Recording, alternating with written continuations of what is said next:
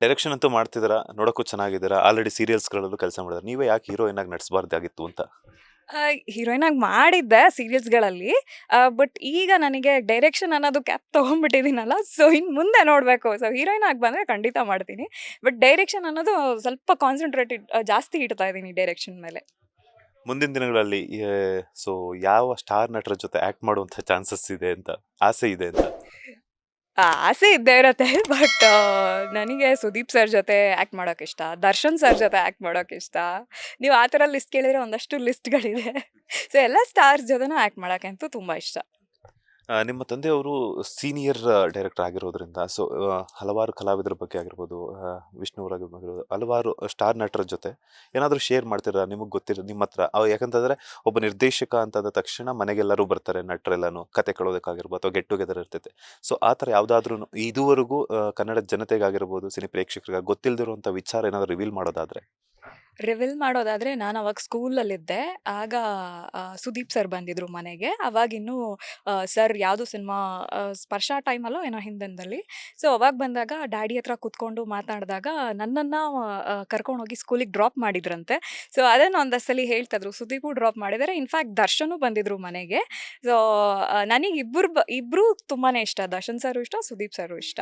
So ನಾನು ಯಾವಾಗಲೂ ಮಾತಾಡ್ತಿದ್ದಾಗ ನನ್ನ ತಂದೆ ಹೇಳೋರು, "ಇಲ್ಲ ನಿನ್ನನ್ನು ಸ್ಕೂಲಿಗೆ ಡ್ರಾಪ್ ಮಾಡಿದ್ದಾರೆ ಅವರೆಲ್ಲ" ಅಂತ. ಆ್ಯಕ್ಚುಲಿ ಡ್ಯಾಡಿ ದರ್ಶನ್ ಸರ್ ಜೊತೆ ಒಂದು ಡೈರೆಕ್ಷನ್ ಮಾಡಬೇಕಾಗಿತ್ತು, ನೀಲ ಮೇಘಶ್ಯಾಮ ಅಂತ.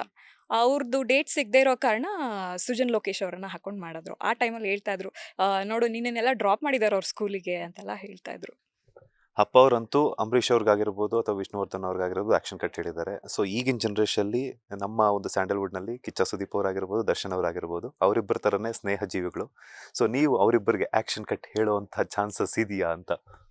ಆ, ಖಂಡಿತ ಇದೆ. ಒಂದು ಡ್ರೀಮ್ ಅಂತೂ ಇದೆ ಅವರಿಬ್ಬರಿಗೂ ಮಾಡಬೇಕು ಅಂತ. ಬಟ್ ನನ್ನ ಕಂಟೆಂಟ್ ವೈಸ್ ಹೋಗೋದಾದರೆ ನಾನು ಬರೀ ಕಂಟೆಂಟ್ ವೈಸೇ ಹೋಗ್ತೀನಿ. ನನಗೆ ಸುದೀಪ್ ಸರ್ ಜೊತೆನೂ ಡೈರೆಕ್ಟ್ ಮಾಡೋಕ್ಕಿಷ್ಟ, ದರ್ಶನ್ ಸರ್ ಜೊತೆನೂ ಡೈರೆಕ್ಟ್ ಮಾಡೋಕ್ಕಿಷ್ಟ. ಬಟ್ ಆ ಮೇಂಟೈನ್ ಮಾಡೋದಿದೆಯಲ್ಲ, ಅದಕ್ಕೆ ನಾನೊಂದಷ್ಟು ಹೋಮ್‌ವರ್ಕ್ ಮಾಡಬೇಕಾಗತ್ತೆ. ಅವರಿಬ್ಬರ ಫ್ರೆಂಡ್‌ಶಿಪ್ ಬಗ್ಗೆ ಏನು ಹೇಳ್ತೀರಾ ಅಂತ?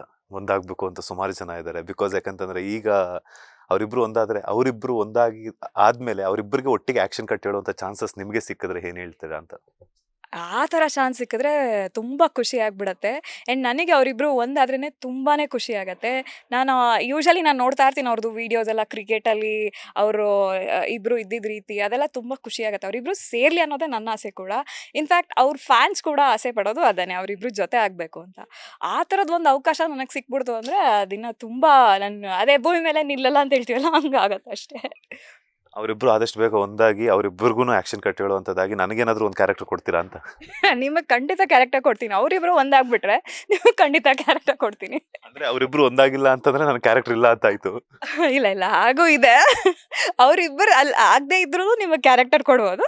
ಬಟ್ ಅವ್ರು ಇರೋದಿಲ್ಲ ಅಷ್ಟೇ. ನಾನೇನು ಅನ್ಕೊಂಡೆ ಅಂತಂದರೆ ಯಾವ ಥರ ಪ್ಲಾನ್ ಮಾಡಿ ಅವರಿಬ್ಬರು ಒಂದಾದರೆ ಅವರಿಬ್ಬರು ಆ್ಯಕ್ಟ್ ಮಾಡಿರುವಂಥ ಸಿನಿಮಾಗಳಲ್ಲಿ ನಾನು ಕಾಣಿಸ್ಕೊಳ್ತೀನಲ್ಲ, ಅದು ನನ್ನ ಒಂದು ಸೆಲ್ಫಿಶ್ನೆಸ್ ಅಂತಲೇ ಅನ್ಬೋದು. ಹೌದು, ಅದಿರಲೇಬೇಕಲ್ಲ. ಇವಾಗ ನಾವು ಪ್ರೇ ಮಾಡೋದು ಕೂಡ ಅವರಿಬ್ಬರು ಒಂದಾಗಲಿ ಅನ್ನೋದೇ ಪ್ರೇ ಮಾಡ್ತಾ ಇರೋದು. ಅವರಿಬ್ಬರು ಒಂದಾದರೆ ನಿಜವಾಗ್ಲೂ ತುಂಬ ಚೆನ್ನಾಗಿರುತ್ತೆ. ನಾನು ನೋಡ್ತಾನೇ ಇರ್ತೀನಿ ಅವ್ರ ವೀಡಿಯೋಸು. ಯೂಶಲಿ ಇವ್ರು ಒಂದಾಗ್ಬಿಟ್ರೆ ಸಾಕಲ್ಲ ಅಂತ ನಾನು ಇನ್‌ಫ್ಯಾಕ್ಟ್ ದೇವರಲ್ಲಿ ಬೇಡ್ಕೊಳ್ತಾನೇ ಇರ್ತೀನಿ, ಇಬ್ಬರು ಒಂದಾಗಲಿ ಅಂತ. ಸೊ ಅದೇ ಆದಷ್ಟು ಬೇಗ ಒಂದಾಗಲಿ ಅನ್ನೋದೇ ನನ್ನ ಆಸೆ ಕೂಡ.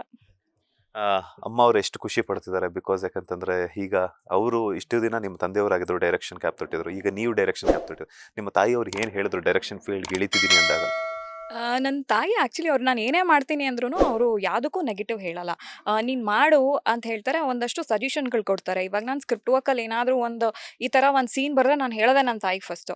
ಸೊ ಅವ್ರು ಕೂತ್ಕೊಂಡು ಹೇಳ್ತಾರೆ, ಇದು ಓಕೆ, ಇಲ್ಲ ಇನ್ನೊಂಚೂರು ಚೇಂಜ್ ಮಾಡ್ಬೋದು ನೋಡು ಅಂತೆಲ್ಲ ಹೇಳ್ತಾರೆ. ಬಿಕಾಸ್ ಅವರಿಗೆ ಎಕ್ಸ್ಪೀರಿಯನ್ಸ್ ಇದೆ. ಡ್ಯಾಡಿ ಜೊತೆ ಕೂತವರು ಯೂಶಲಿ ಕೆಲವೊಂದು ಸ್ಕ್ರಿಪ್ಟ್‌ಗಳಲ್ಲಿ ಕೂತಿದ್ರು. ಸೊ ಅದಕ್ಕೆ ನಾನೇನು ಮಾಡ್ತೀನಿ, ನಾನು ಹೇಳ್ತೀನಿ. ನನ್ನ ತಾಯಿಗೆ ಹೇಳಿದಾಗ ಅವ್ರು ಒಂದಷ್ಟು ಚೇಂಜಸ್ ಮಾಡಿದ್ರು. ಆಮೇಲೆ ಹೇಳಿದ್ರು, "ನಿಂಗೆ ಡೈರೆಕ್ಷನ್ ಅನ್ನೋದು ಆ್ಯಕ್ಚುಲಿ ಅಷ್ಟು ಈಸಿ ಜಾಬ್ ಅಲ್ಲ. ಆ್ಯಕ್ಟಿಂಗ್ ಅಂದರೆ ನಿಮಗೆ ಅದು ಏನು ಆ್ಯಕ್ಟ್ ಮಾಡಿ ಹೋಗ್ತಾ ಇರ್ತಾರೆ. ಬಟ್ ಡೈರೆಕ್ಷನ್ ಅನ್ನೋದು ಎಲ್ಲರನ್ನೂ ನಿಭಾಯಿಸಬೇಕು. ಸೊ ಆ ಥರದ ಒಂದು ಸ್ಟ್ರೆಂತ್ ಬೇಕು" ಅಂತ ಹೇಳಿ ಒಂದಷ್ಟು ತುಂಬಿಸಿದ್ರು ನನ್ನ ತಲೇಲಿ. ತುಂಬ ಸಪೋರ್ಟಿವ್ ಆಗಿರೋ ಅವ್ರು ತುಂಬ ಖುಷಿಯಾಗಿದ್ದಾರೆ. ಲೇಟೆಸ್ಟ್ ಹಾಗೂ ಇಂಟ್ರೆಸ್ಟಿಂಗ್ ಸುದ್ದಿಗಳಿಗಾಗಿ ಬಾಸ್ ಟಿವಿ ಕನ್ನಡ ಚಾನೆಲ್ನ ಸಬ್ಸ್ಕ್ರೈಬ್ ಮಾಡಿ. ಹಾಗೆಯೇ ಬೆಲ್ ಐಕಾನ್ ಪ್ರೆಸ್ ಮಾಡಿ. ಇದರ ಜೊತೆಗೆ ಫೇಸ್ಬುಕ್, ಇನ್ಸ್ಟಾಗ್ರಾಮ್, ಎಕ್ಸ್‌ನಲ್ಲೂ ಮಿಸ್ ಮಾಡದೆ ಫಾಲೋ ಮಾಡಿ.